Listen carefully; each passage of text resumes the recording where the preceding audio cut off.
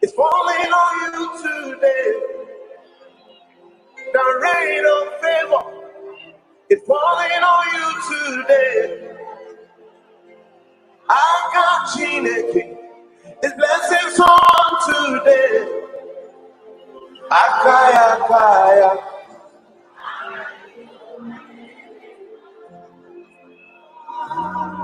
When I think of what you've done for me, even now. When I think about your love for me, even now. For the blood you shed on Calvary, even now. Even now. Even now. For that accident, you saved me from Edema. For the sickness, you healed me from Edema.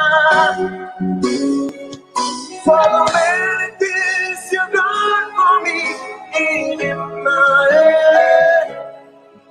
Edema. Edema. Jehovah Edema. Wave your hands to Jesus. Oh,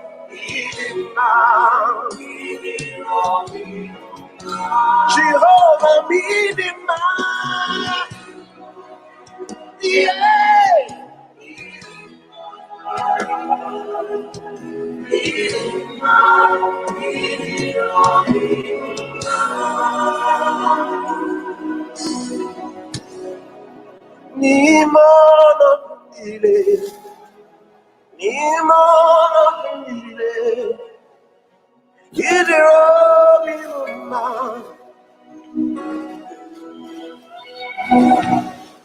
All right, good afternoon, good evening.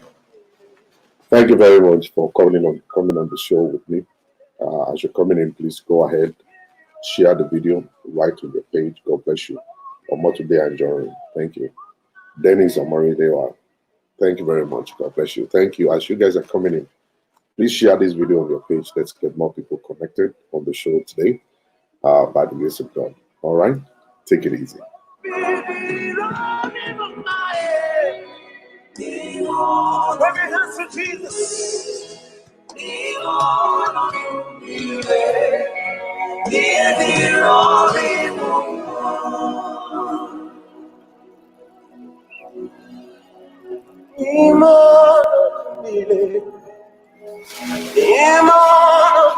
You know, like I said to you guys before, I am actually doing my what do you call it, self-quarantine, whereby I stay by myself. I'm not allowed to go anywhere for the next 14 days. It's just like you being on the mountain for 14 days. The only difference is that me, I'm eating, and I'm praying, and I'm counseling people, and you know, still doing my singles connect also. You know, but I'm just not feeling it. I'm just not feeling it because I really love my freedom. I like to go outside. I like to see my wife. I'm not able to see my wife. Is this kind of situation that will make you to understand that women sometimes will tell you they don't know you. If you are inside a situation whereby it's either you have coronavirus or you don't have it, and then you said, "Can I hug you? Can I kiss you?" You say, "No, don't kiss me, don't hug me. Go and stay in basement." 14 days, you come back upstairs. You know, nobody's willing to die for nobody. You know what I'm saying? All right. So thank you very much, everybody, as you're coming in. Go ahead and share this video on your page. Let's get more people connected. We are doing brain surgery gradually. Gradually, we are doing brain surgery, and everything is coming on gradually. A lot of men are actually yielding. So many men, they're actually yielding to what we're doing here. So many men, they call me now. Pastor Jolana, I understand what you're doing. I understand how you're doing it. I understand everything. All right? You see, for any man that wants to live a very simple, peaceful life, you cannot lord over your wife. You cannot lord over your wife. You are not created to be a lord over the woman. You are supposed to be a partner, and there is a way to do it. There's a way to do it, and that way is what we're teaching on this particular network at this time. And for people, I want people to actually connect to it and see how God is going to bless them. I'll be back with you real quick.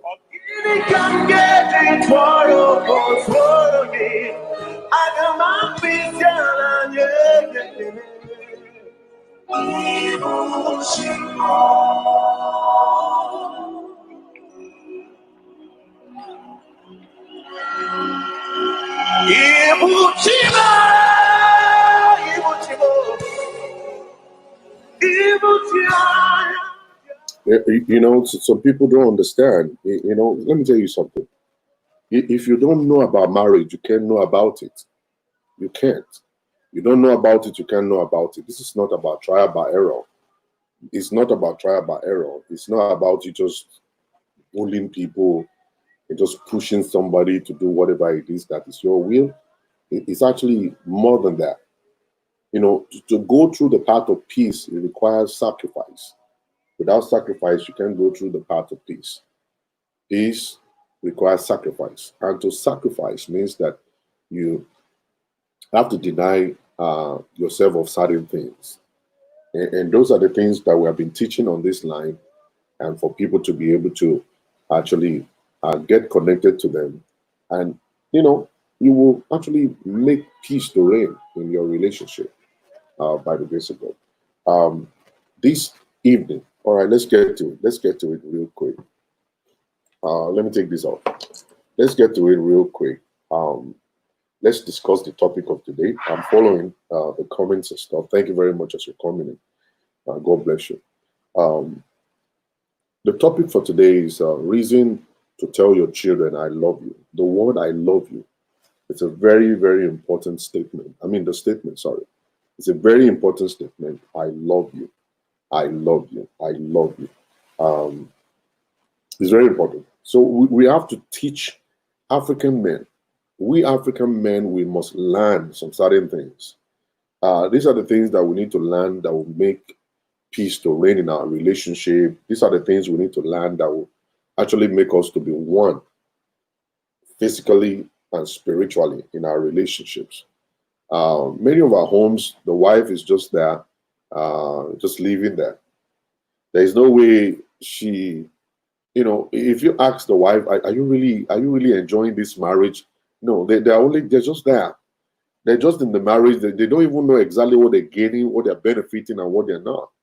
You know, people just believe that marriage is all about you getting married to a woman, and then the woman is giving you sex, and then you're telling the woman, go there, come here, go there, come there, go there, come here. And then the woman must obey you to go there and to come here. And that's when you are a man. You know, people believe you are a man if you tell your wife, go and sit down there, and that's it. You are a man if you say, where's my food? And the woman will run around and bring your food to you. You are a man when you command your wife to jump and she's asking you how high should I jump. And when you are coming from outside and your kids are, you know, running all around, hiding under the table, running to their bedrooms and all kinds of stuff, they believe you are a man. You know, when you do that, even though the figure of a man or the quality of a man is to be firm, all right, is to be firm, doesn't mean that it must be a bully. You know, for you to be firm doesn't mean you're going to be a bully. You must be controllable. You must control your power also. You don't just exercise your power just anyhow and just say anything that you want. You can't do that. You can't do that. Now, you see, in the society today, men don't want to believe some certain things. Every time you say something, they will say, that's the white man's culture. I don't understand why men always fight the truth. African men always like to fight the truth. They will say, oh, that's American way of doing things. That's a white man's culture. It's not our culture. No, come on. Anything good is not your culture. Anything good. Everybody's supposed to embrace everything that is good. Everything good is supposed to be our culture. And like I want to say to you today, we are not really following the culture of the Yorubas or the Igbos or the Hausas or one culture in Nigeria. It's the culture of the Bible. It's the culture of the Bible. If truly you believe you are a Christian, you believe in God, you understand that all of this stuff we're talking about, these are things that you're supposed to do. They are biblical. Husband, love your wife. Okay, husband, love your wife. When you're talking about husband loving wife, it means that you're loving them, you're doing right by them, telling them I love you all the time, and all kinds of stuff like that. It's going to bring a lot of understanding in that marriage. We don't do it as African men. It's a very bad thing for us not to do it. Thank you very much, Bemisola Bankole, for that 500 stars. Thank you. We need to do all this. Every time there's anything good, when you say, "Oh, can you open the car for your wife?" They say, "Oh, that's a white man's culture." Oh, can you be respectful to your wife? Oh, that's a white man's culture. Can you at least help your wife in the kitchen? Oh, that's a white man's culture. Is it possible for you to stop insulting your wife? Oh, that's a white man's culture. Anything that is good is a white man's culture to an African man. African man will look at anything that will make him like, they believe that you are making them to be a slave of women. Whenever you ask them to do something good, something good, they themselves, they know that this thing is good. They will enjoy it if their wife is doing it to them, but for them to do it to the woman or to another person, then it will become a white man's culture. I was counseling a couple the other time. And the guy said, "Oh, she will not give me blowjob." And I asked, I said, "Do you give her head too?" I said, "No, that's a white man's culture." Come on. You want the woman to give you a blowjob? You're just asking right now. This is not. It's not like you're on the telephone, and I'm looking at your face right now. I'm actually looking straight into your eyes right now. When I'm asking you, what do you want your wife to do for you? And you're saying, "Oh, he didn't give me a blowjob." And I asked, I said, "Have you been giving your wife head too?" And you said, "No, it's a white man's culture." You are acting like Donald Trump. Donald Trump will say something right now, anything that doesn't make him feel good, he will say, "No, he didn't say it." That's unfair. We can't just be living like that. We can't be living in this kind of with this kind of mentality and mindset and expecting things to work the way it should work. He's never going to do that. And people always think, "No, Pastor Ola is always backing the women." No, I'm not backing the women. I'm actually teaching you how to have peace. For real.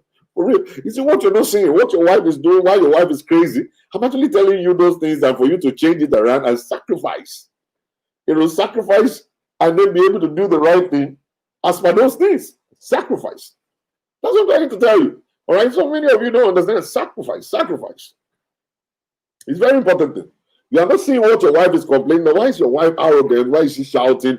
Why is your wife not giving you peace? Why is she nagging? Why is she doing all this stuff? I'm trying to explain those things to you.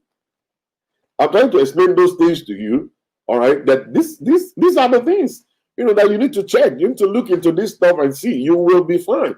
If you can look at this stuff and do this stuff, you will be fine. You're going to be fine.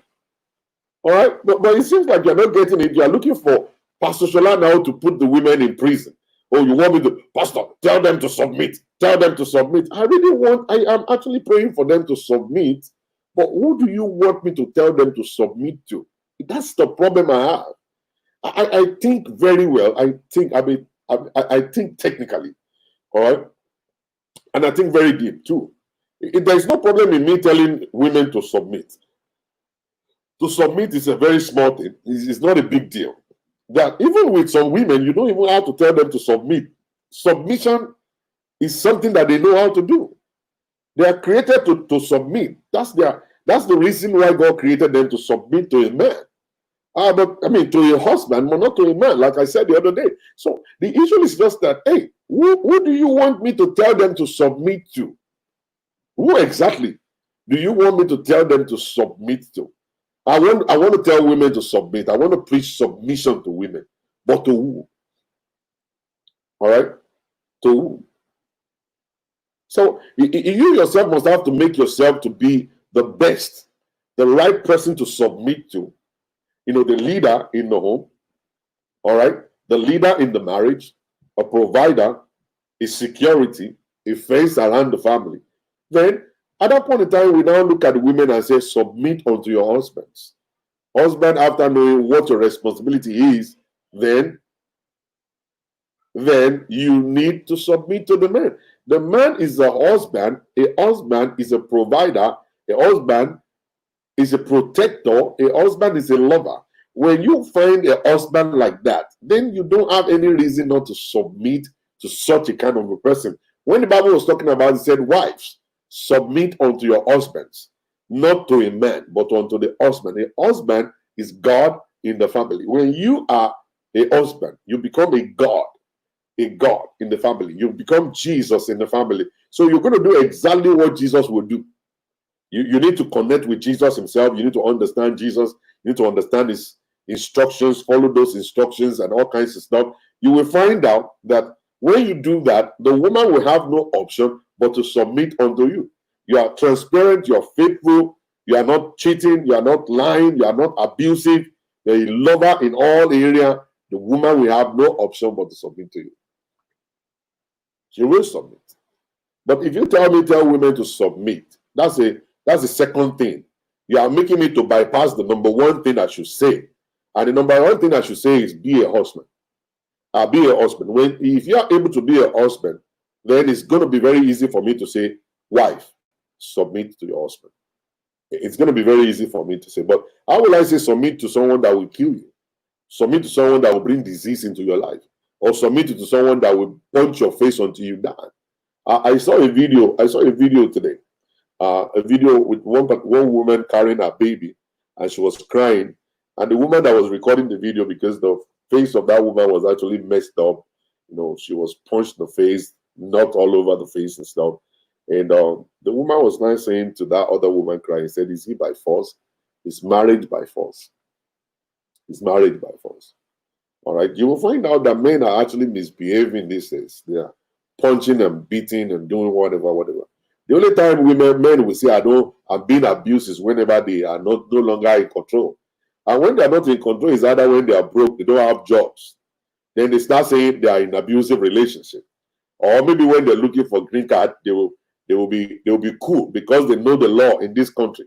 They know the law in this country will not take nonsense. They now say, you can't beat a woman like that in America. Or you can't. Okay, so when they are inside the place, they want to beat a woman, they can't beat a woman, they now say they are in abusive relationship. They're in abusive relationship because they're not able to exercise their arrogance and beat up a woman and punch the woman in the face. And there's a reason why the law in America, in England, in Canada favored the women. There's a reason why the law favored them. I'm telling you the fact. You need to go check it out. There's a reason. There's a reason why the law is in favor of the women. And if you can sit down and think about it, you will understand. Men always say, "Oh, I'm in an abusive relationship," when they cannot exercise their power. When they can't. He is willing to beat up the woman, but he just can't. All right? 911 is staring at him in the face. So he will look at himself as, I'm in an abusive relationship. I can't do what I want. I can't even tell my wife to shut up. I can't even tell my wife to go and sit down. I can't even tell my wife to go kiss transformer and all kinds of stuff like that. And then when they don't have money, they're broke. All right? So many of these sisters, I see a whole lot of sisters and all kinds of stuff, they're married, and you'll find out they're married because they just want to be married. And then because sometimes Pastor Chola will say, you can build a man, a husband from a man, which is true. So they just marry a man, and the man doesn't have a good job, no good education, no understanding of the future, and all kinds of stuff. And then they just marry that person, and the person will become a liability to them. And then the man will now begin to say he's in an abusive relationship and all kinds of stuff. If you're in an abusive relationship as a man, you know exactly how to get out. Don't tell me that. You know how to get out. Now, somebody was, engaged me today. Somebody engaged me today as per going to churches where they see vision and all kinds of stuff. And the person actually said to me, Pastor Chola, people perish from where there is no vision. People perish when there is no vision. And I kind of really laughed. And I looked at his face like, okay, this one is one of those people I'm talking about. Now, what the Bible is saying is different from what that person is interpreting. When the Bible is talking about people perish without vision, means that you have to have objective, you have to have a reason for your existence, you must know purpose. What's the purpose of my life? You see, when you talk about the vision of an organization, the vision of an organization is not somebody seeing vision to them, it's not prophecy.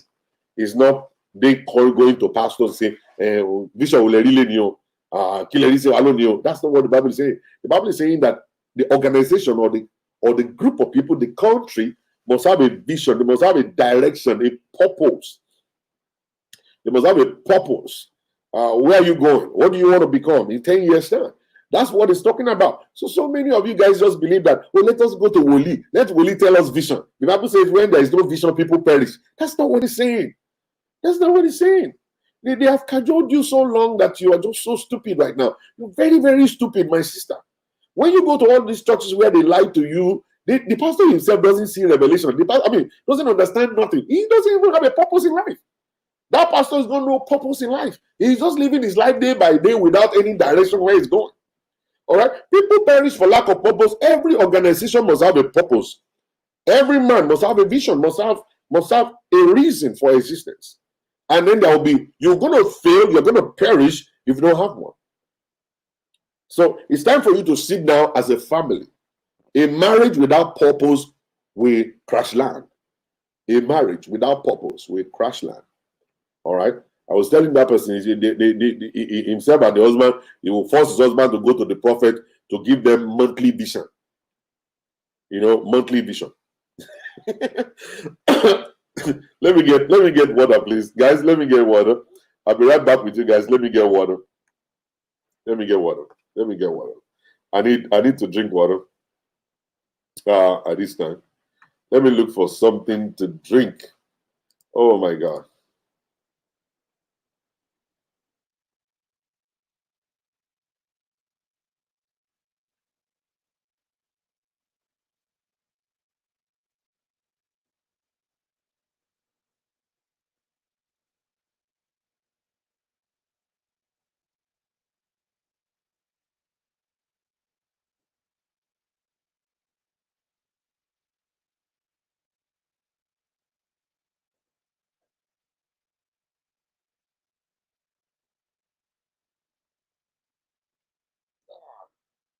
Thank you, Jesus. All right, I'm back. I'm back right now. Oh my goodness. Okay, I'm back.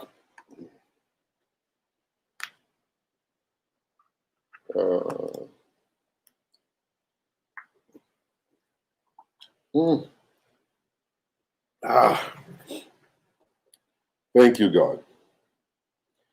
Can you guys hear me? If you can hear me, please. If you can hear me, please, let me know you can hear me properly. So we can actually get on the business real quick. Your vision is your driving force in all we do. Thank you, Tolulope. The pastor can't even see vision for his own life and children. I will be seeing fake vision for his dummies. I tell you, go back to me. So monthly vision, yes. So he will force his husband. Thank you. He will force his husband. They will go to the prophet to get monthly vision and all kinds of stuff. Where there is no vision, people perish. Where there is no vision, people perish. So he will run quickly and go to what do you call it? The pastor's place for monthly vision. And by the time the pastor will tell them the monthly vision, he will go, and then they give him a gift, and then they go.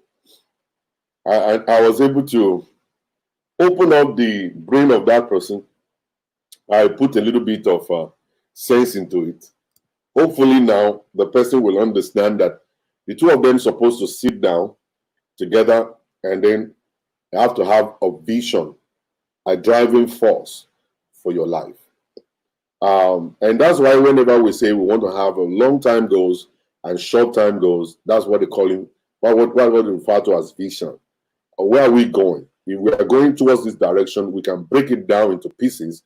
How, monthly goals, what we want to achieve every month before we get there. And then we have long-time goals, what we're going to achieve in the next 5 years, what we want to achieve in the next 10 years. Are we going to buy a house as a family in the next 5 years? Yes. So the only thing we're going to be doing is to be saving money. We save money towards the house because we believe in 5 years' time we must actually buy a house. So we save money towards the buying of a house in the next 5 years. Your wife will understand that vision. You yourself will understand the vision. So you won't bring any kind of stuff that will actually destroy that vision into the marriage at all. Somebody can tell you they're having a party in Dubai and they want to invite you to come there.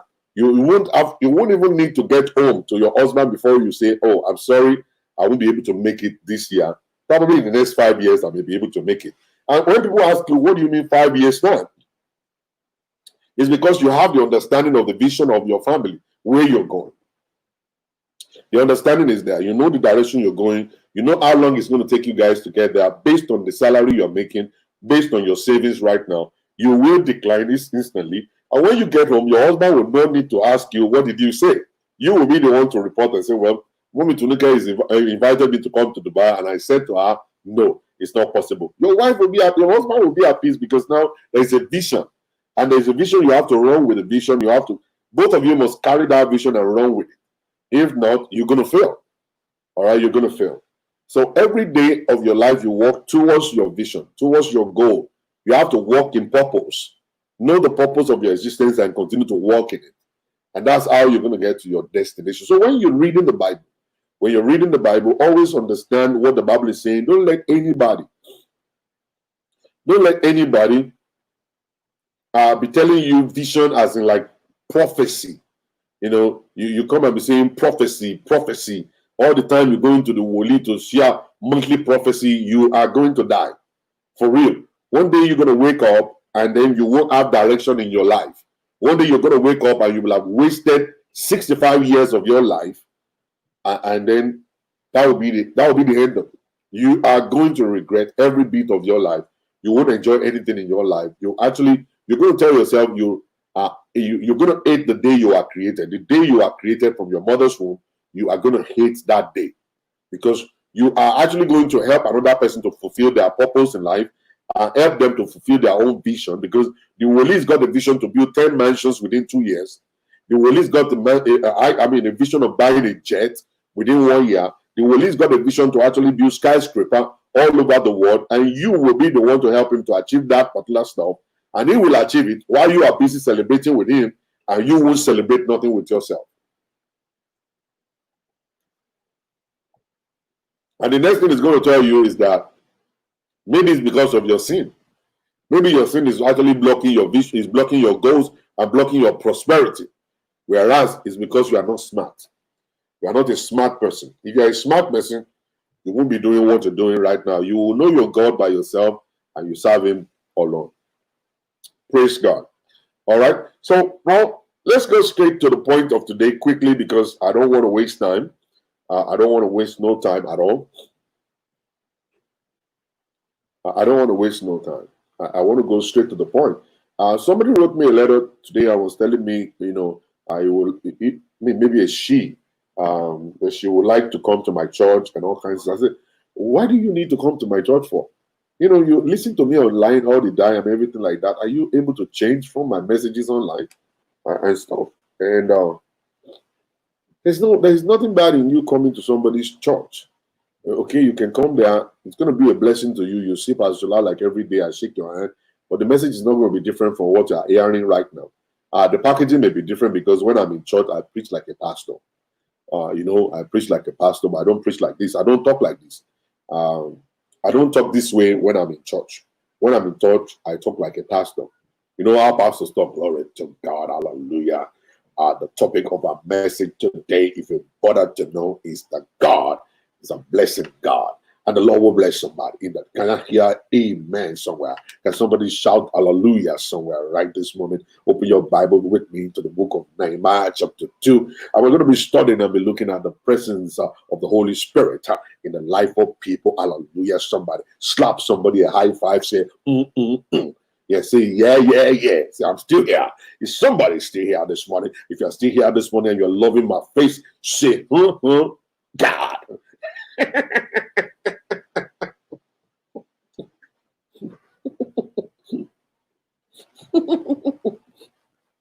I'm a bad guy, right?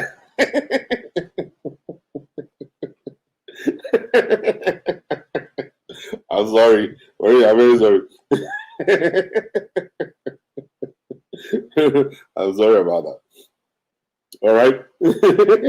Nobody's even saying, oh God. At least they are coming to your church. You know what I'm saying? So we put all the drama into it, the swag, you know what I'm saying? We put all the kokuma into the whole stuff, and we we sound good. We sound real good, you know what I'm saying? All right. Praise God. Hallelujah. New York, here you come. Come on, man. Come to New York, come and check it out. All right. So we put all that into it and stuff like that, just make everybody to feel good and all that kind of stuff. So we preach like that. It's different. You know what I'm saying? It's different. When I get on the altar, I don't talk about all this stuff I talk about online. No, I don't talk about. This show is what I call brain surgery. And when I go to church, I actually become very spiritual, and then we don't talk about some certain things, you know what I'm saying, and all that kind of stuff. All right, that's it. So today we want to actually look into something very important. Reason to tell your children I love you. Reason to tell them I love you. I made a post like about I don't know how many hours ago. But I don't. I couldn't sleep. I sleep during the day. There's no way to sleep at night, so I decided to start sleeping during the day.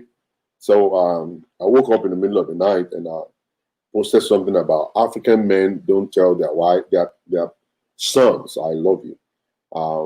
And so many, like I said, anytime you say something about anything good, like if you say, oh, African men, why can't you just be cooking with your wife? Oh, they say, no, that's a white man's culture. You say, okay, all right, that's fine. And then you say, African men, is it possible for you to allow your wife to be on top when you're having sex? You say, no, that's a white man's culture.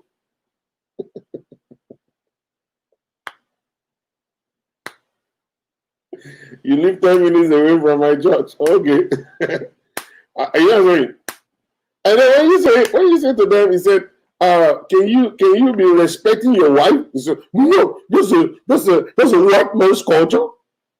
And anything good, anything very nice, anything beautiful that you ask Nigerian African men to do, they always believe is a white man's culture. Open the door to your wife is a white man's culture. When you go to a restaurant, pull a chair for your wife is a white man's culture. Open the door for your wife when you get to church is a white man's culture. All kinds of stuff like that. Help your wife to do the dishes is a white man's culture. Help your wife to cook is a white man's culture. Can you apologize to your wife and say, honey, I'm sorry? It's a white man's culture. All right? There's nothing you do in this life, anything good, anything that will promote peace, anything that will promote freedom is a white man's culture to an African man. I was able to discover the mind of the people. I was able to discover it. So I see the problem, where the problem is. Where the problem is that we, as human beings, instead of we improving, instead of we using the knowledge that we have, you see the exposure God has given unto us to be exposed, to be able to see other things, to learn new things. We are not allowing it to penetrate into us. We are still stuck in the past. We look at the way our fathers, the way they lived their lives, or the way we grew up.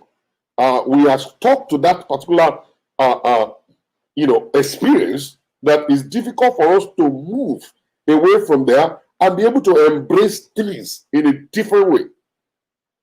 But one thing I love about the life that we live right now is that when you look at coronavirus, has changed everything for us.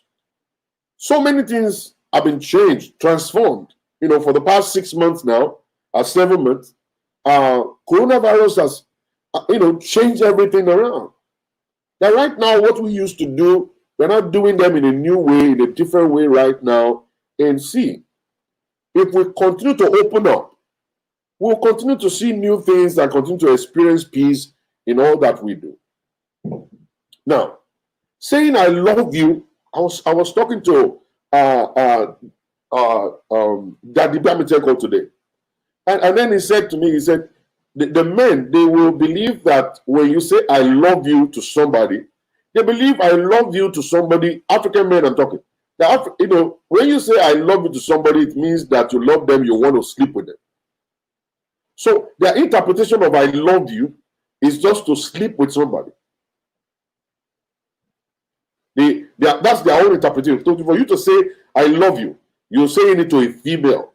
For a man saying I love you, you can only say it to a female that you want to sleep with.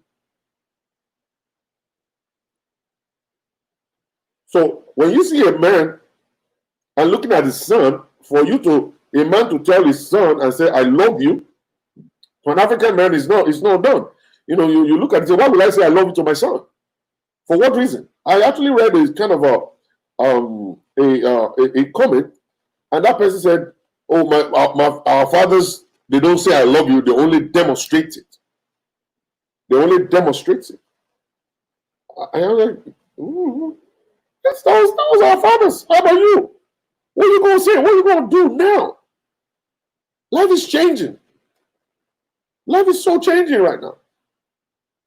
You can't continue doing what our father did. You can't do those things anymore. We have to change it around. We have to do something different. We have to do something different. Now, every time you utter a statement, words are very powerful. Words, very powerful. Especially to children. When you are growing up, the word that you listen to all around you will actually mold you or break you. I remember I will always sit down next to my dad because my dad is a kind of a guy who is into culture. He's always talking about his father. He's talking about Alaafin. He's talking about kings and all kinds of stuff. So whenever himself and the friends, they sit down to drink, I will sit with them. And then they will be talking about all of these big Yoruba words. Big ones. And those things are just making sense to me right now. It is just right now, maybe a few years ago, I'm now understanding those things. All right? I've lived my life based on those things, those principles, all my life. I've been living based on that all my life. Somebody saw me the other day and said, you talk exactly like your dad. And you react exactly like him. The other day I saw myself. I was actually looking at him. No, this is my dad. You see, that's my dad right there. Look at his hair. He looks exactly like me. That's my dad right there. See? You see that guy? Look at his smile, just like mine. Look at his head. You see his head? It's just like my head. Look at his body. His body is exactly like mine. His hand. The hand is exactly mine. His leg, mine. Like I said to say, this guy it's a carbon copy of me. You see? See? Somebody saw me the other day, was like, you look exactly like this guy. You talk like him. I sat with him. I listened to him. Okay? I listened to the guy. I listened to his friends. I listened to what they discussed. And every time they speak English, they will speak Yoruba with it. Every time they speak English, they speak Yoruba with it. And those Yoruba words and adage and whatever it is, they call them the proverbs, they are very solid and very important. Very solid and important. So I've lived my life based on that for many years. It's just recently, I started looking at it like, okay, these things are very, very important. Very, very important. Very, very important. There are certain things that they do not know. There are certain things they don't have any understanding about. There are certain things they don't believe, but these things are very, very, very important in our lives. And those are the things I want to talk about today. I want to talk about today. Now, words are very powerful. When you say bad things to a child when they're growing up, they will grow up believing what you're saying to them. When you tell a baby girl you're ugly, you're stupid, you're crazy, and then you tell a boy you're stupid, you can't grow up to become anything in life, you're this, you're that, I'm not proud of you, you're a stupid idiot, you're a waste of my money, waste of my sperm. All of this stuff that we always say, we normally say to children, will eventually influence them, will affect their lives, and they will grow up like that. They will grow up with great bitterness, and it's possible for them not to become anything in life. It's possible for them to become weak, tired, and then kill themselves, commit suicide. So many kids today, they are dragging their feet. They are actually so slow. They are not able to get to their destinations because of the words that they grew up hearing. The words they grew up hearing. I know people that, right now they don't want to go into marriage. I'm not going to ever get married because, witnessing what my mother went through with my father, I really don't believe I want any man to treat me that way. And some of them will say, well, I really don't want it. I just want to remain single. I don't want any kind of stress. I don't want any kind of problem. I just want to be a single person. If I want a child, I will definitely get a child sometimes. But to get married, I don't want to get married. Name calling, you see, verbal abuse is not only towards the wife alone. Some people, they verbally abuse their children also. They abuse their children also.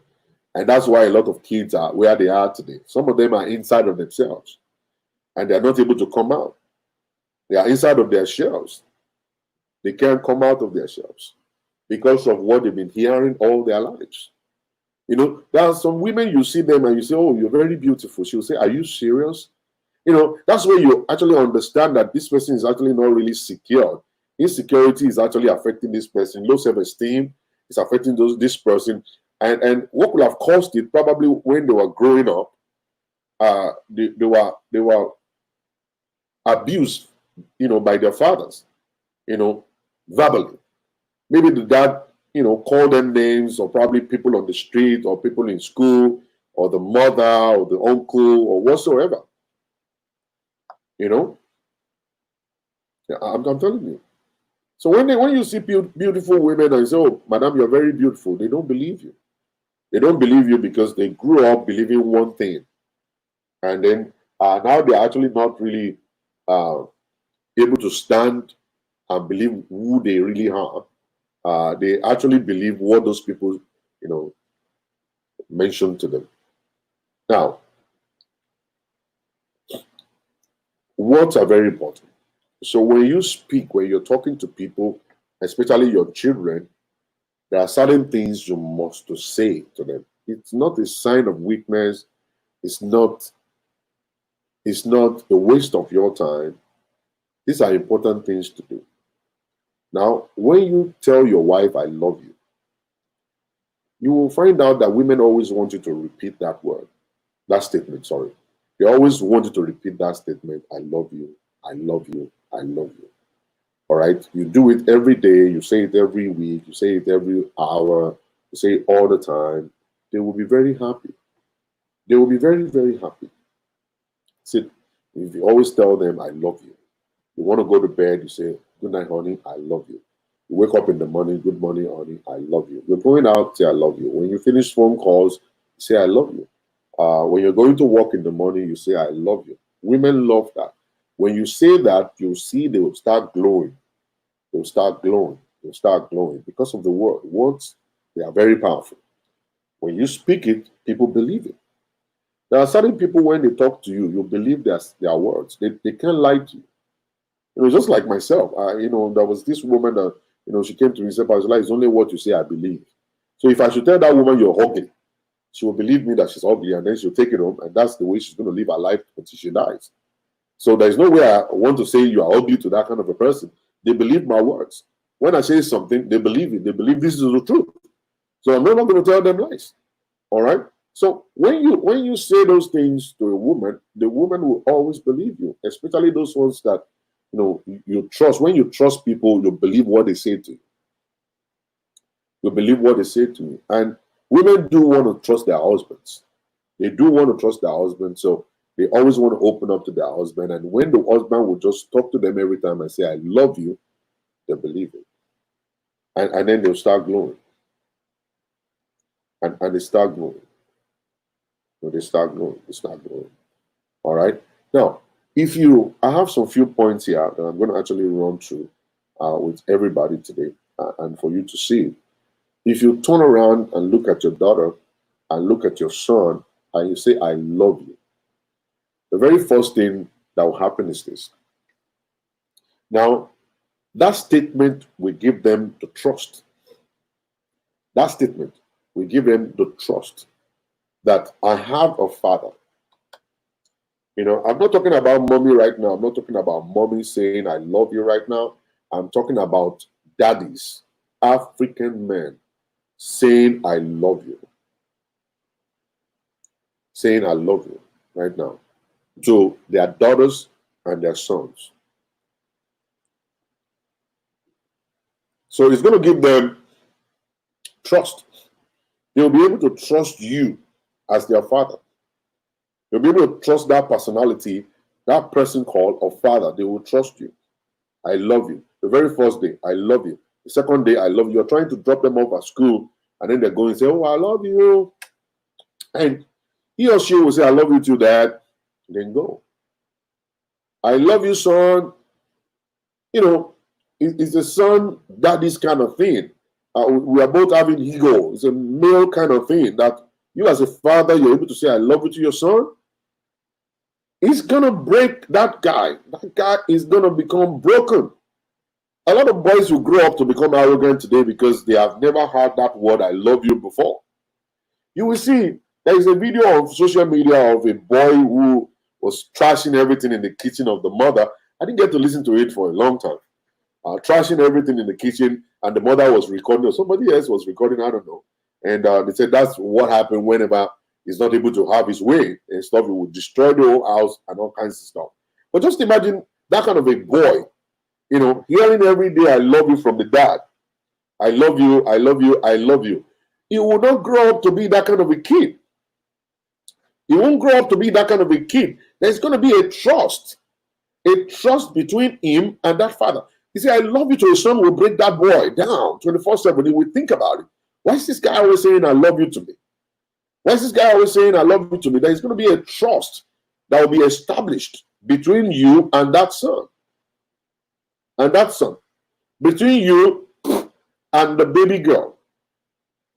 There's going to be a trust that will be established right there. All right? And the girl will actually trust the dad to the extent that I can tell you anything. I have a father. He's my father. He loves me. Or even the boy will say that, I have a father. My father loves me. It's not because you are acting it. Sometimes when you do your responsibility, people do believe that when you put food on the table, when you put a roof over the head of a kid, you're actually showing them you love them. No, those are your responsibilities. Those are the things fathers do. Either you like it, you don't like it, those are things that fathers should do.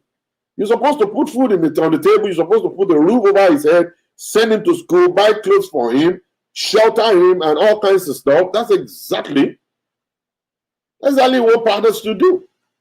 But when you take a step further by loving that child, then it goes a long way. Number two, it tells them that they are valuable. When you say, I love you to your son, you say, I love you to your daughter, it will make them to believe that I am a valuable person. There is value in me. Oh, I'm valuable to somebody. Somebody's always telling me, I love you, love you, love you every day. I love you every day. It means that I have a value. I'm not worthless. I am loved. So the kid will grow up with that supercharged belief, supercharged trust, supercharged understanding that I am valuable. My mother will say, I love you. My dad will say, I love you. I'm valuable. They won't behave crazily. They won't behave like that boy in the video. because they believe that they're valuable. They grew up knowing that there is value in me. They believe that somebody loved me, they value me. That's why they say, I love you. Even mothers too. Mothers should learn from this also. Not just only the fathers. You need to tell your children, I love you. Tell your son, I love you. Tell your daughter, I love you. Because it's going to make them feel very valuable. Another thing I want to say is this. It makes them to, they have a fan on the seat. A fan. F-A-N. On the seat. It's like the Yoruba people will call it alafeyinti. They have alafeyinti. They have a fan. Someone who cares about them. Someone who loves them. And that's why Yoruba people, they will say, Bajaba leni leni oma pobo. You find out that kids that grow up in a family where they say, I love you, love you, love you, they always excel. They always excel. They will excel. They will excel. In a house where they grow up and daddy's always saying, I love you, I love you, I love you, they feel valued. They have that trust in their father. And at the same time, they have a fan. This is my fan here. It's just like myself right now. Every time I come on social media and I want to do a video, and I didn't announce it before, I didn't tell nobody I'm going to be coming online this evening. And boom, here I am right now. I have almost about 200 people watching me right now, both on Facebook and on YouTube. Watching me right this moment. All right. And every time I see you guys like this, I feel so glad because I have people, I have fans, people who cares about me, people who love me. They will always come for me anytime I'm around. So I'm always glad, I'm always happy to be here. To be here. Okay? I'm always happy to be here. And number 4, it gives them courage. It means that they will have courage to face life. They will have courage to face life. They will have courage to say no to drugs. They will have courage to say no. The reason why they take drugs and they do drugs is because they are not being accepted at home. It's because they have problems. They are thinking all the time. It's because they have low self-esteem. It's because they are being rejected all the time. It's because they are not really sure that father loves me or mother is in love with me, love me too. Or maybe I'm valuable to my parents. I love you will actually make you high. When you're going to school in the morning and your dad will say, I love you to you, it's not like you are taking weed. It's like you have smoked 10 wraps of weed. You'll be very high. You're going to be very, very high because somebody is able to tell you, I love you. It's your drug. You're going to run away from drugs. When people say, come and smoke weed, you'll say, no, I don't have to. I'm valuable. If somebody is telling you to come and do one thing or the other that is contrary to the will of God, you're going to say, no, I'm valuable. I don't want to disappoint my dad. I don't want to disappoint my mother. I believe in them. They believe in me. If they don't believe in me, they don't believe in me. They won't say, I love you to me. So I really don't want to disappoint them at all. So you will always have that responsibility. The kid will always have that responsibility not to want to disappoint the father. A lot of people believe that when you are a bully to a child, that's when they get afraid and they don't disappoint you. You don't understand. That's not. You can't make your children that are afraid of you. They're going to hide a lot of things from you that you will know. You will later know down the road, you will now find out that the kids they've been fooling you all their lives. They've been fooling you all their lives. You need to change that stuff around. Tell your children, I love you. Tell your son especially, most importantly, your son, I love you. All right? It gives them time to grow. When you tell them, I love you, they grow. They grow. It gives them that time to grow. They take their time to grow in life. When you say, I love you. Number 6, it allows them to make mistakes. And that's what I'm saying. If you're a bully, they can't make mistakes. They have to run away from everything in life because they don't want to fall into error. Because if they fall into error, you're going to shout, you're going to bully them, you're going to beat them up, and all kinds of stuff, so they can't grow. And a kid will only grow when they make mistakes. When they fall into error, and then they rectify their mistake by themselves, they learn from their mistakes. They learn from their mistake. They learn from their mistakes. So you need to allow them to grow by telling them I love you, and then allow them to fall into mistake, into their error. They'll fall into error, they learn from the error. They will not be afraid to fail if they know daddy will always say I love you. Mommy will always say I love you. They will not hold back. They are going to experience life in a beautiful way. All right? So you allow them to make mistake. And it provides correction. I love you provide correction for them. How will they be corrected? Because they're going to come to you and tell you.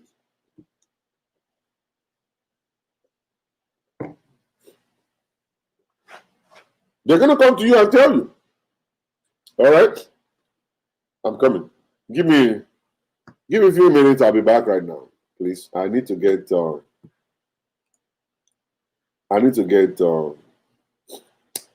my tissue paper.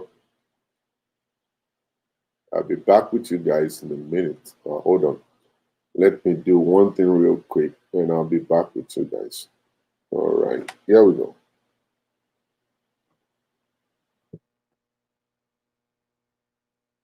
Oh. Back with you guys.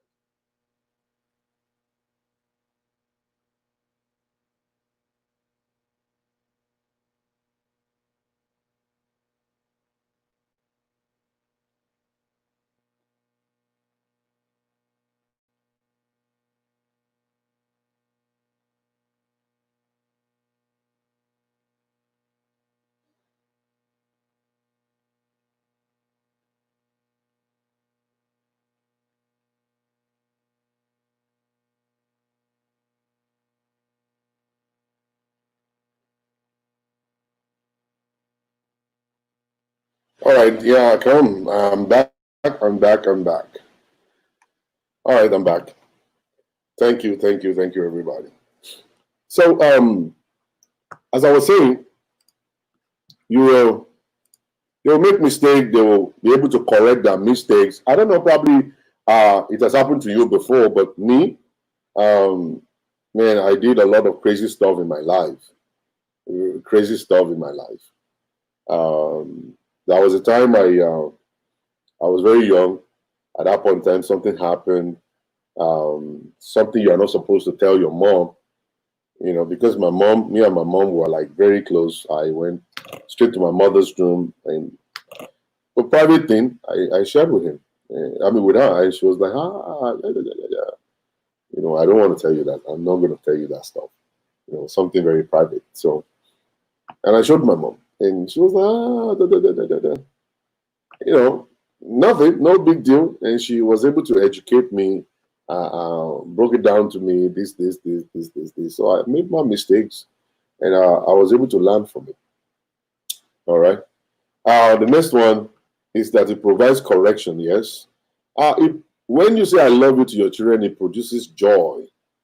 It produces joy inside of those kids. Those kids, they will be very happy and stuff. And it will give them hope. It will give hope. Hope. All right? To give hope. The next one is that it takes fear away. This is actually, I want to quickly just address the fathers. Don't put fear in your children. Don't put fear in your children. Don't put fear in your children. Don't put fear in your children. Don't. Make your children to be free. I remember growing up, Olabisi Laleye, what you are saying is correct, but growing up in Nigeria, our parents didn't really say this, but we turned out great. You didn't turn out great. You did. You only thinking, you are calculating, maybe you are actually thinking, maybe you are maybe a nurse or a doctor right now, you are making money, you turn out great. No, you didn't. Emotionally, you are not good. No, you're not. Try what I'm saying right now. Try what I'm telling you right now. You understand when somebody is good, turning out to be good. And that's what I'm about to say. I'm about to say it right now. I remember when I was growing up in Nigeria, we would stay in the living room watching TV. At the moment, by the street, all the way in the street, you hear my dad's car Everybody will take off. Somebody's hiding in the bathroom. Somebody's hiding under the table. We're running from one place to another place. Da, da, da, da, da, da, da. The fear was so much that it's like a demon coming back from work. You can't lie down. Like right now, my daughter can lie down on my bed, lie down very close to me, and be talking to me, and be pulling me, and be doing whatever on me and stuff. You dare go to my father's room and go lie down on his bed. Who are you to lie down on my dad's bed? Who are you to do that? And you say you turn out good. Which good are you? Did you turn out good? Which good? Right now, our kids are good. They can embrace us. They can sit on our laps. They can sit next to us on the dining table. They can sit on the coffee. In the living room with us and discuss and talk. We can walk together. You see mommy and daughter walking on the street. You see daddy and son walking on the street, hugging themselves, and they look like friends. That's a fantastic experience that our own fathers didn't give to us. And you say you turn out good. Which good did you turn out? Because you are making money, you are using money to replace life. Money. You are making money because your daddy bullied you to go to school. You are bullied to pass exam, and you are making money, and you are saying that's a good life. You don't know what you're saying. We have to run from one pillar to pole. We have to run everywhere, run from here to there, run everything. And that's why a lot of people will get pregnant when they are 15 or 16, because their father didn't tell them I love you, their mother didn't give them that attention. They were bullies, and then those kids will go outside to look for somebody to console them. We didn't live a good life. We were abused when we were young. We didn't live no good life. Many of our parents, our mothers died in abuse in Nigeria. Many of our parents, and then they will say, oh, they live good life. They live good life because they were, my mother and father, they live good life because they were married until they died. The woman lived in an abusive relationship until she died. Do you want to know that? Do you even sit down to think about that? That your parents, your mom died in an abusive relationship? That she doesn't have the right to talk. She couldn't talk to nobody about it. She had to keep it to herself. It's time for us to now do the right, correct things. I hate all of this in Africa. I grew up in Africa. We grew up, we are good, correct. Because you're a doctor doesn't mean you are correct. Because you are a nurse doesn't mean you are correct. Because you are making money doesn't mean you are good. You didn't grow up good. There's a part of your life that has been damaged. Part of your emotion that has been damaged because of abuse. You put fear in your children. They can't tell you nothing. I know you will disagree. Well, I know you will disagree. You're a man. I know you will disagree. Put fear in your children. And let them be afraid of you and running from one pillar to pole. I know you will disagree. Why won't you disagree? You guys disagree on everything anyway. There is nothing you agree on. Nothing. It's only when we talk politics and football that you agree. You can never agree in marriage and in actually taking care of children. Never. Just feel like eating your cake and still have it. Many of our mothers died in abusive relationship. Their husbands cheated on them. They were very abusive towards them. They couldn't get to their goals. They were living their husbands' lives. Their husbands' lives. They couldn't live their own lives. They lived their husbands' lives. You know what I'm saying?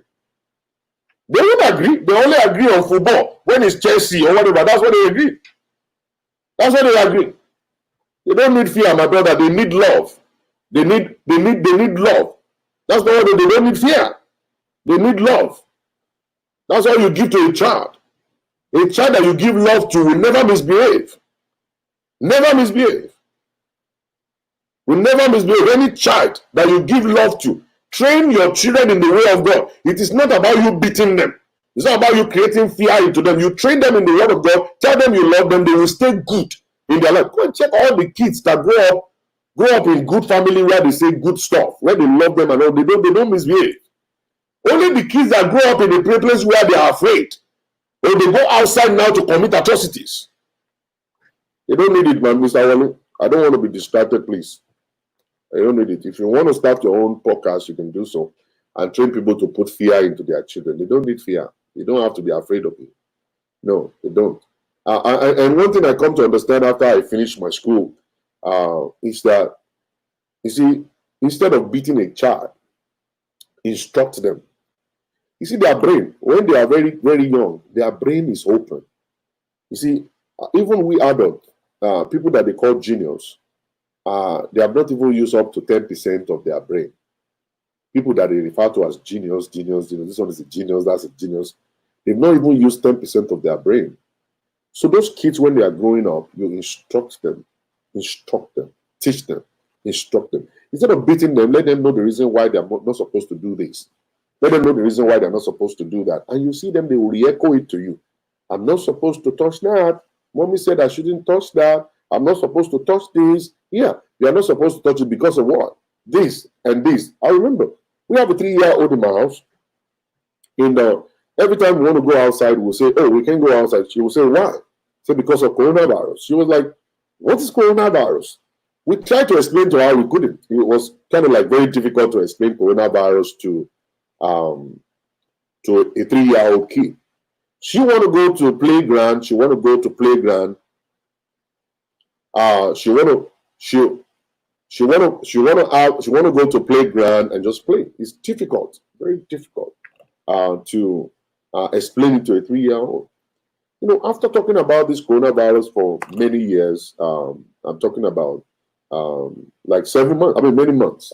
Talking about it for many months. She finally got it. So one day, I said, who's that by the door? She was like, no, I'm not supposed to go to the door. I said, why not? She said, because coronavirus is by the door. I said, oh, what's coronavirus? He said, it's a virus, a disease that kills people. We didn't beat her up. We instructed her. It was a teaching. It's a process. We didn't beat her up and say, don't go there, don't go there, don't go there. Like, a baby wants to touch something right now, you beat the baby. Don't go there. You know, that's an abuse. You want to tell the kid, why not? Why can't I touch this? Let the kid understand this is the reason you can't do this.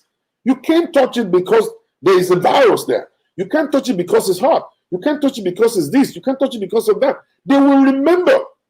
They will get it into their brain, and then they will re-echo it back to you. Why? You see, one thing I've come to understand recently when I finished school is that there's so many things they didn't teach us in Nigeria. Not a lot of things. They taught us by force, beating us. They have been abusive towards us. And we grew up because we have the fear. Fear of our parents is in us. But you know, I remember I failed one time when I was in school. I failed. And when I was going on, my friend told me, said, let's go clean it up. We cleaned up and we type a new one. So we went to a kind of I don't know what they call that place anymore. It's like maybe like a typesetting center. And the lady collected some money and stuff like that. And then she helped us to type the whole stuff again. And I scored like pass mark all through. And I took it home. And my dad looked at it and he rubbed my eyes and said, good job. It wasn't a good job. I failed. But I changed it. But just imagine, if it's a kid, just like my daughter right now, she'll come back from school and then she'll say, oh, this is my result. I really don't like this score right here. I really hate the score right here. I don't like it, but next time I think I'm going to do well. I know exactly what I did that is wrong, but I'm going to do it right. That's a kid I've never laid my hands on her. Never. I have never laid my hands on my kid. Never. She will come to me and share all manners of things with me. All right? When she finished in school, she actually come second in the whole school, number 2 in the whole school. All right? Number 2 in the whole school. Very brilliant girl. All right? But the issue is I've never laid my hands on her one time, never slapped her, never yelled at her one time. All I do is I talk. I instruct. That's how I do. All right? So a lot of you guys don't understand. Oh, it's by force. Put fear. You don't put fear. You're going to destroy a part of a man. Now, another thing I want to say quickly is this, that we don't know. That so many of us don't know. I was actually listening to one particular sister was talking about it. You see, from the baby, they grow from kids. You see, when a kid is 3 years old, that's when they start demonstrating sexuality. When a kid is 3 years old, that's when they start demonstrating their sexuality. The boys will start holding their cocoa when they're sucking their milk. You know what you parents do? You slap their hands off of that cocoa if needed. Something is going on in the kokoro. There's something going on in the kokoro. The kokoro is trying to develop. The boy is feeling it. He's feeling there's something going inside of the kokoro. So he's holding it and rubbing it around and stuff. The kokoro is growing. You don't slap that kind of a hand off. Even the girls too, they go there, they stick their hands into their stuff, and they know something is going on there. There is a growth going on in that area at 3 years old. At 3 years old. All right? So they need to grow properly. They have to grow. You don't slap them off. You don't slap them off of that stuff. You don't stop them from doing those things. They're growing. And this is what Nigerian people, that's how we do. We distort. You see, haven't you think, you need to think about this whole stuff. Think about it. Think about it. So many Nigerians, we grew up not experiencing the real thing because we are being stopped. We're being stopped from growing properly. We're being stopped from growing properly and stuff like that. From 3 years old, they actually express their sexuality from 3. All right? It's growing. They have to. You don't slap them off of that. Let them demonstrate it. Let them grow. They'll be able to grow to full stature in that particular area. They will be able to grow. They are discovering themselves, called discovery development. Thank you very much for that. At that point in time. So you need to let them do that. It's a way of growing. Let them grow. Don't stop them. And that's what we do. You fear into them. Please create fear. Why would you create fear into a child? For what reason? You see, when the Bible records that we are supposed to fear God, it's not like we're supposed to go and hide. The fear of God that they are referring to is loving God. You love God. Fearing God in that place is loving Him. Loving Him. It's not about hiding under the table or hiding under the pillow and say, he will kill me. That's not what the Bible is saying there. When you fear God, it means you love God.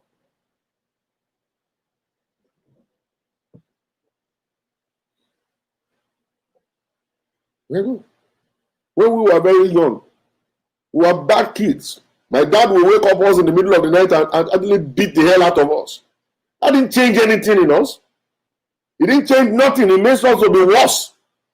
I became bad. So bad that now I know, you're not going to beat me. Is it not about beating?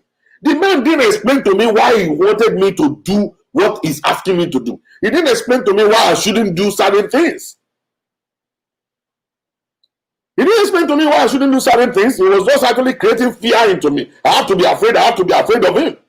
And I was afraid of him. But I went outside where I won't be afraid, and that's where I went. And I stayed there. I was fine. And the people are just bad people. But we are not supposed. He could have explained to me this stuff. Then by that time I would know, and I can re-echo it back to him and say, this is it. Yeah, this is it. I actually shared the story with you guys before. I went to my mother's store and I saw Durex. Durex is condom. And it's condom. And I asked my mom, I said, Mom, what's this? And she said, go and ask Daddy. So I took it all the way to Daddy and I asked her, Daddy, what is this? And he said it's shaving powder that he uses in shaving. I believed it. And I took it back to the store. I kept it right there. But I know one guy will always come and buy codeine. He will buy codeine and then he will buy one condom. He will buy one codeine and buy one condom. So one day I asked him, I said, what is this stuff? And the guy started smiling. And he was smiling. And that one actually gave me a clue that something is actually in this box that is actually different from what my dad told me. So one day, me and my brother were just so very curious. And then we opened it up. We found that the whole stuff is balloon. This stuff is balloon. All right? So this is balloon. Why is Daddy lying to us? Why is he lying? This is balloon here. So we actually inflicted the whole stuff, like almost about 20 of those stuff, and we hung them in the ceiling fan of the house. It was Christmas Eve. And we hung the whole stuff in the living room. Daddy and Mommy went to Oyo. On their way coming back, my whole mouth was greasy. I was wondering, what kind of balloon is this? What kind of balloon is this? And stuff like that. And my whole mouth was greasy, and then we hung it in the ceiling fan. And when they entered into the house with their friend, They almost passed out. They almost passed away. You know, but whose fault was it? Was it my fault? Was it my fault? They didn't teach me. Now they took a cane and started beating me up.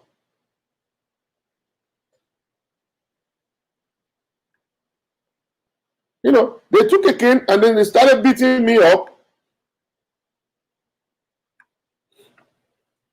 You know, they beat me up and all kinds of stuff and everything. And you know, kind of like, but that wasn't my fault. That wasn't my fault at all. You refuse to teach me the right thing. When you instruct people, they know. They know. You instruct people, they know. You know? When you don't have instruction, that's when you fall into error. You can't be beating a child and thinking the child should know. He should know. He should know he's not supposed to do that. Have you explained to the child why he shouldn't do this? Have you explained to the child why he shouldn't do this? No, you didn't. All you normally do is after the boy make mistake, you beat him up. You create fear into him. So at the end of the day, the boy won't even ask any question in the house again. The boy will now start sitting in one corner. And that was what affected me myself too. Okay? Because of the fear of my father. So I will stay in my bedroom. I will start making comics. Okay? I make comics. I started building character. The kind of play is supposed to be playing all around. I just start making comics. I start making comics. You know? And then we're talking now, this person saying you have to put fear into people. I don't understand. I just don't get it. You see, the fear that will actually be in their life is the love that they have for you. The love that they create for you will not make them to disrespect you. The love they have for you will not make them to actually fail in their exam because they trust you, they believe in you, they don't want to disappoint you. So they love you. It's not about fear. You don't create fear into people. Fear is not a friend of humans. Fear is not a friend of human. You cannot create fear into people. Fear is not good at all. It's a negative thing. Fear is not supposed to be part of our lives. It's love. When you love somebody, you won't disappoint the person, you won't disrespect the person. It's about love. It's not fear. It's not fear. It's about love. It's about love. It's not fair. All right? So we need to instruct the kids. Instruct them. Instruct them. You know, when you say I love you to a child, it will give them confidence that they are always welcome. Confidence that they are always welcome. They can come to you anytime. I love you, regardless. Don't worry about it. Remember, I love you, right? I got you, right? I love you, okay? They will always come to you. Always come to you. Every time they come to you. They come and share things with you. They sit down with you. Instead of they going outside to talk to strangers outside, you will be the one they come to because you are expressing yourself. I love you. I love you. I love you. They will come to you. They will always respect you. They come to you. All right? They will come to you. All right? So it makes them to feel welcome whenever they come. Now, the next thing is it takes fear away. Fear takes it away totally. They are not afraid of anything. They are not afraid of nothing. 24/7, it takes the fear away. They will respect you. It will boost their self-esteem. Thank you. It validates them. Yes, that's what it's going to do to them. They will feel so loved. They will feel so loved that fear is not going to be part of their life. They will show you their true color. Let me share this real quick. A lot of we Nigerian parents will always want our kids to become doctors, want to become lawyers, want to become this, want to become that, and all that. Your kids may actually say, oh yeah, I'm going to be a lawyer. That's not what they want to be. Some of them will say, yeah, I'll be a doctor, but that's not what they want to be. You put the fear into them so they can't choose. In Africa, we choose what our children should study. We choose it for them. We say, you have to be a doctor, either you like it or not. Say, yes, sir. And the boy will now start struggling just to make it to work, to be a doctor. You have to be a lawyer, you have to be a diesel, you have to be a dato. That's how we do in Africa. You never believe a child should have a right. You're supposed to ask the child, what do you want to become in life? They should be able to tell you exactly what to tell you. So when you say, I love you, I love you, I love you to a child will be able to open up to you and say, Mommy, Daddy, this is what I want to be. I want to become a doctor, or I want to become a dancer, or I want to become a musician, or I want to become a this or become a that. I remember when Davido was talking about his experience with his dad. When he came back and said, I'm going to become a musician, the dad wasn't happy about it. Now, right now, Davido and the dad, they sit down to talk about billions right now. They talk about billions right now. What are you going to do with the money? What are you going to do with that? What are you going to do? It's not every child that will be a doctor. It's not everybody that will be a medical doctor or a lawyer. You know, God has created everyone to be something in life. To be something in life. Let them be able to express themselves. You see, in the atmosphere of love, that's where kids will open up. In the atmosphere of love, that's where kids will open up and tell you exactly what they want to be. All right? They will tell you, this is what I'm created to be. This is my passion. I have passion for this. I have passion for that. At the end of the day, respect them. You know, put them through. Let them know the in and out of it.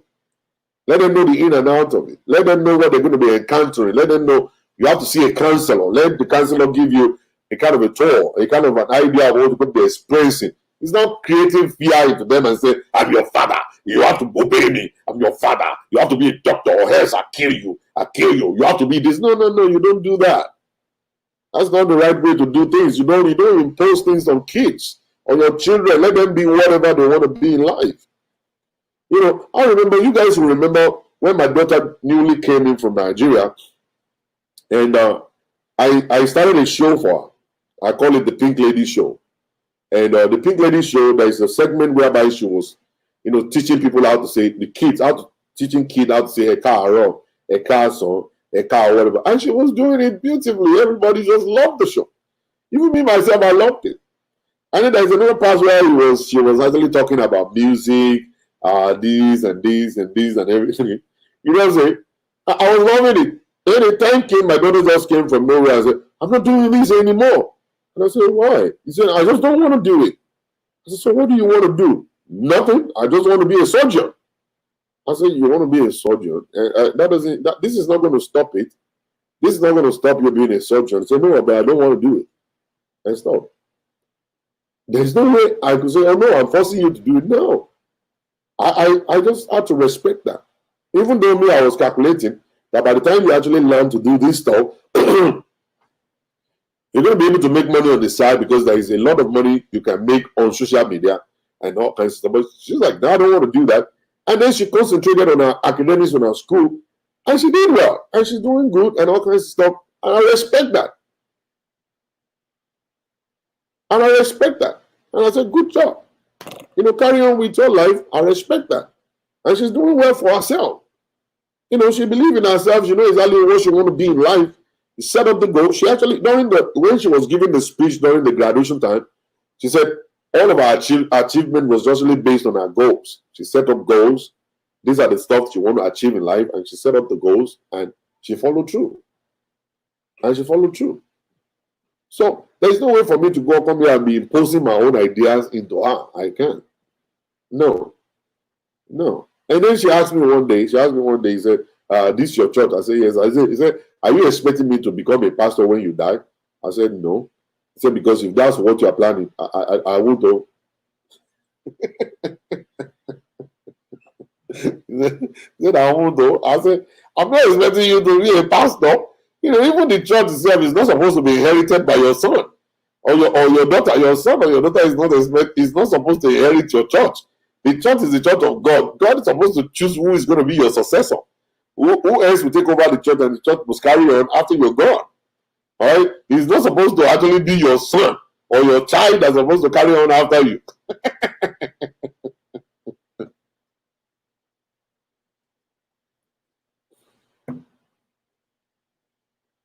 You know what I'm saying?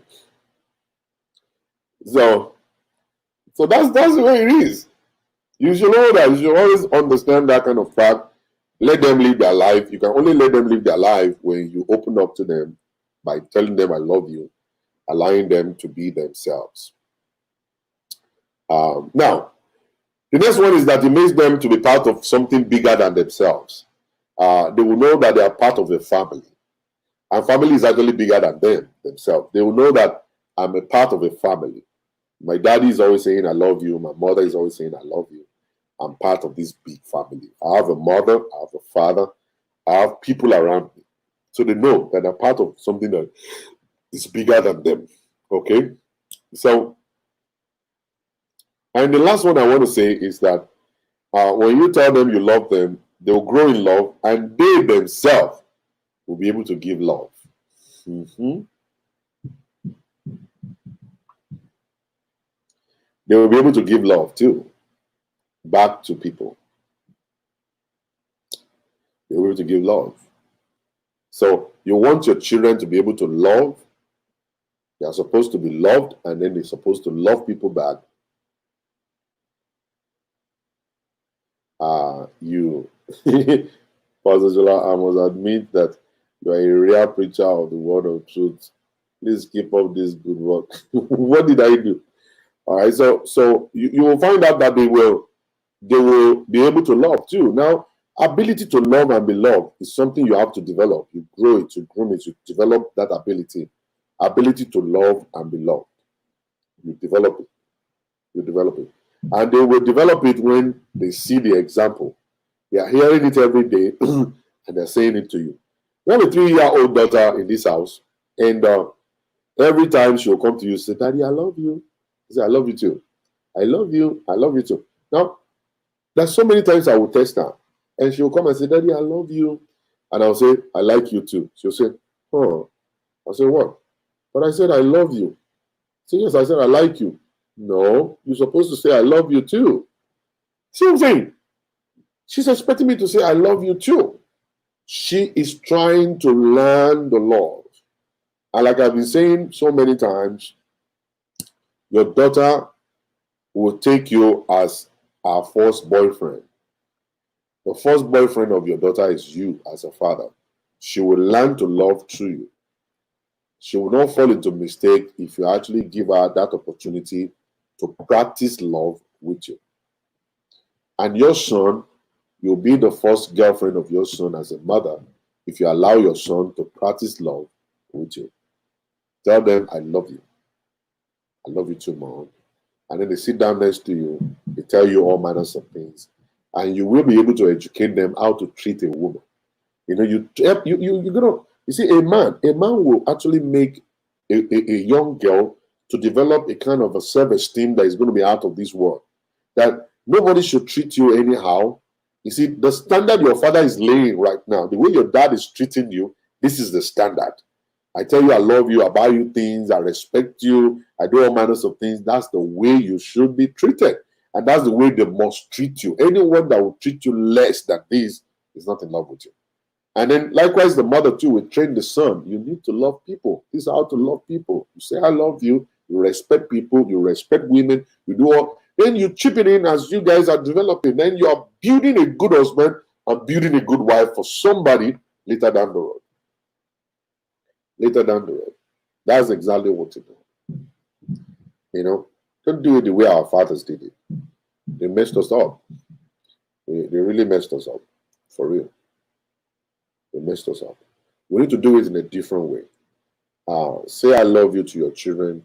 Say I love you to your wife. You know, some African men can't even say I love you to their wives.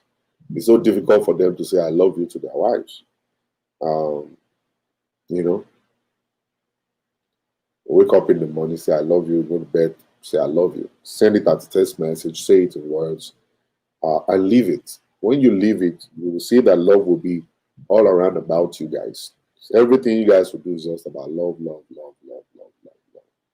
So by the time a father is missing in the home, it's not only the son that will suffer, the girls will suffer too. When the father is missing, the baby boy will suffer, the baby girl will suffer. The role of a father in the house is very important. It's very, very important. You have to stay there to perform your role as a father. All right? So it will make them to develop love also. When you say, I love you to your children, I love you to your children.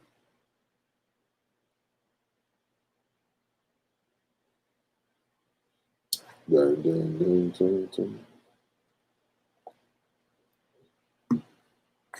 Mm, I'm not patronizing you. I'm trying to flatter you.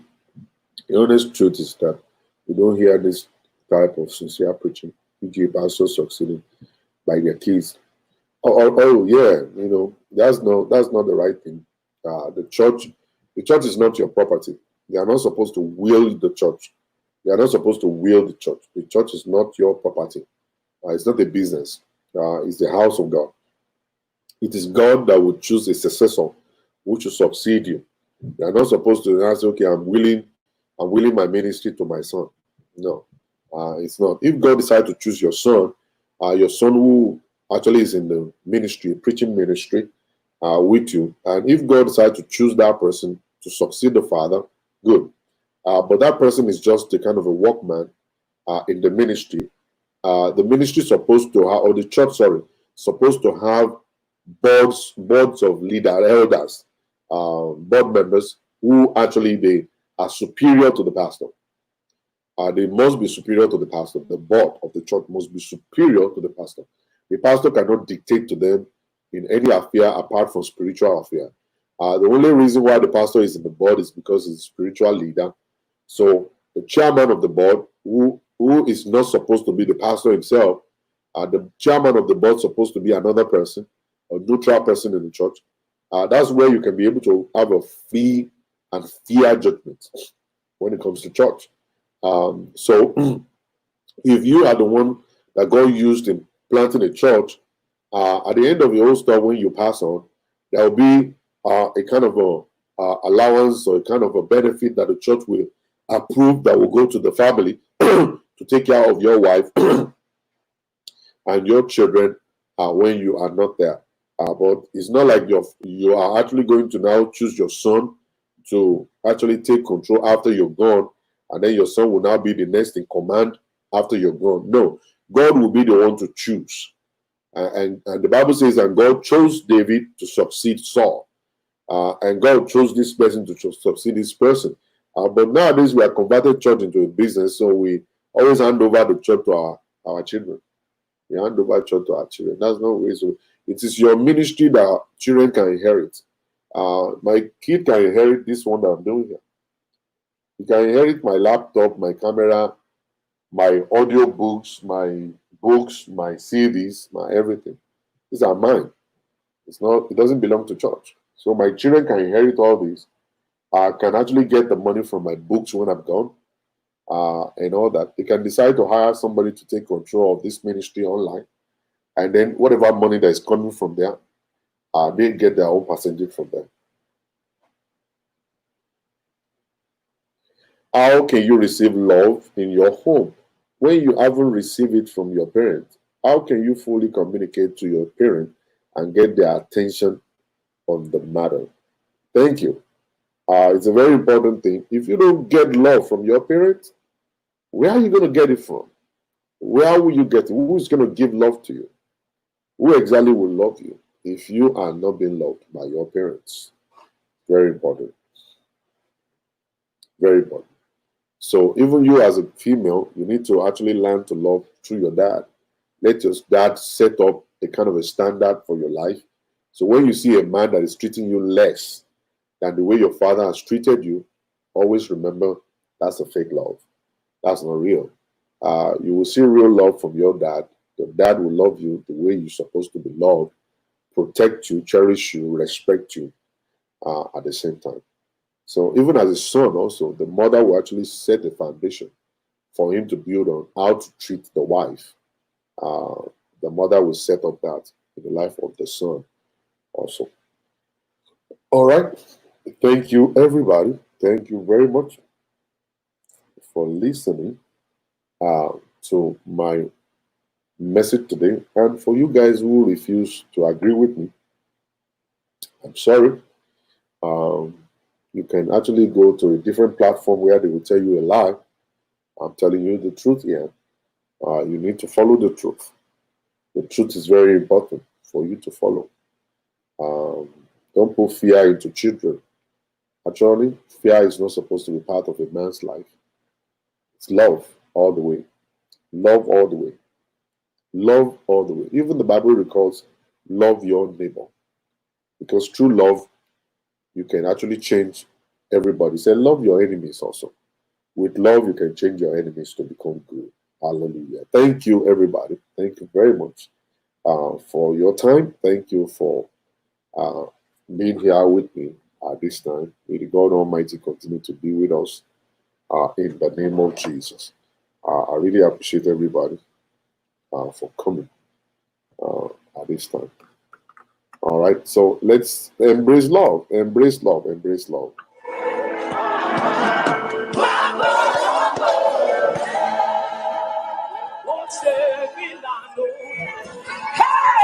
Oh my God.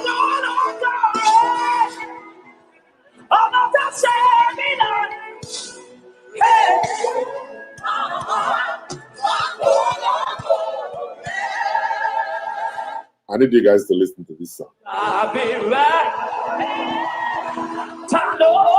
I'll be right.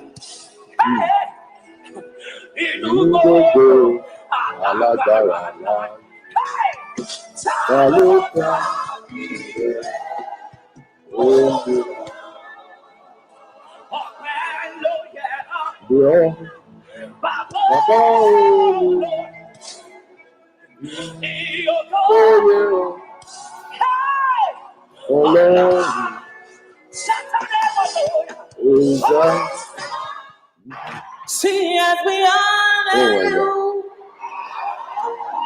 we give you glory, Lord. Anybody want to give him glory tonight? Will you just rise to your feet as we bless him? Thank you, 20 wonderful years, 20 wonderful years. We give you glory, Lord.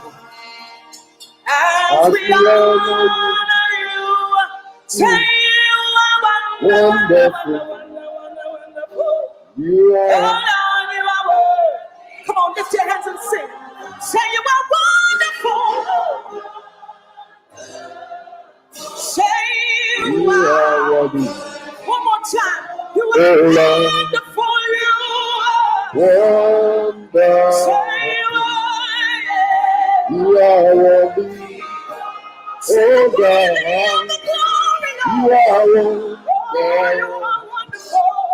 You are worthy. Oh God.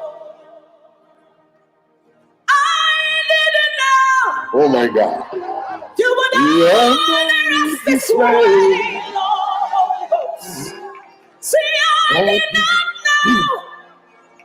You would not us these ways, Lord. See, I didn't know. You would honor me this way. Favor us this way. Somebody say thank you. Come on, lift your hands and thank you. We give you all. Oh my God. Come on, lift your voices, Zion. Apolabi. That's Olu. God bless you. Olu, thank you. Dennis. Olu, thank you. Praise the Lord.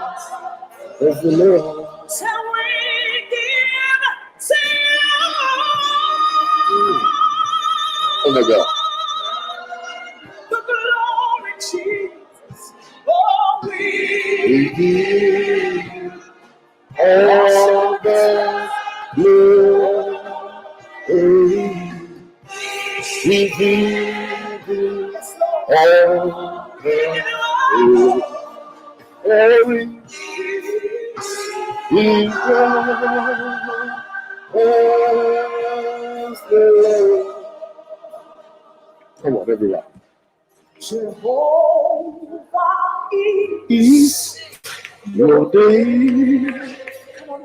Come on, everybody, let's sing it. Jehovah is your name. Jehovah is your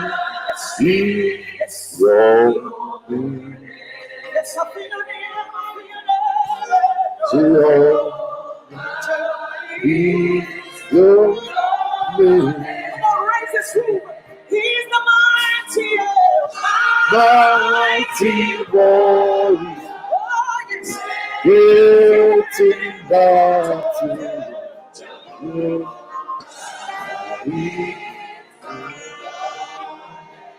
mighty warrior, Mighty warrior, and you're so great. great in battle. Jehovah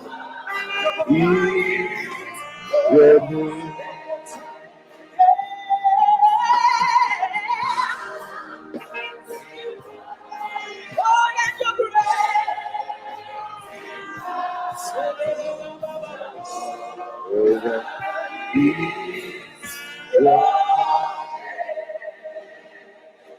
Jehovah is your we praise you.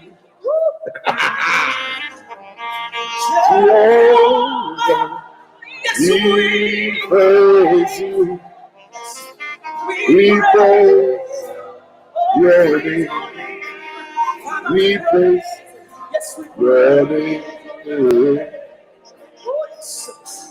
Jehovah, we praise. Lift those voices and sing Jehovah. Jehovah, we praise you. Praise your name.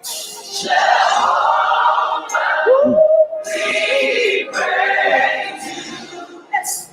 All right, thank you very much, everybody. Thank you for watching. I'll see you guys later tomorrow by the grace of God. Love you and stay blessed.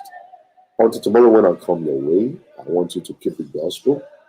Always remember, Jesus is love, and love is God. For you to love somebody, you need to love God, because God is the only one that can give you the ability to love and to receive love. God bless you. Have a beautiful, beautiful Tuesday night. Bye.